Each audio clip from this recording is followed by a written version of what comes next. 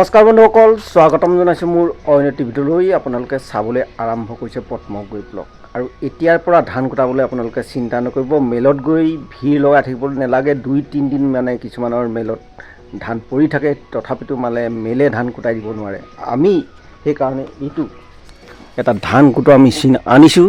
আমি প্ৰতি ঘৰে ঘৰে গৈ পিনে এই মেচিনটোৱে ধান কুটাম। যিসকলৰ মিললৈ নিবলৈ মানুহ নাই তেখেতলোকে আমালোকক কণ্টেক্ট কৰিব। আমি তেখেতলোকৰ ঘৰত গৈ পিনে ধানটো মিলিং কৰি থৈ আহিম আৰু আমাৰ কণ্টেক্ট নম্বৰ দিম। আৰু এইটো হৈছে আমাৰ মিনি ৰাইচ মিল। আমি প্ৰতি ঘৰে ঘৰে গৈ ইয়াক ধান কুটোৱাৰ ব্যৱস্থা কৰিম। ৰাইজৰ সুবিধাৰ কাৰণে আপোনালোকক মই দেখুৱাইছোঁ।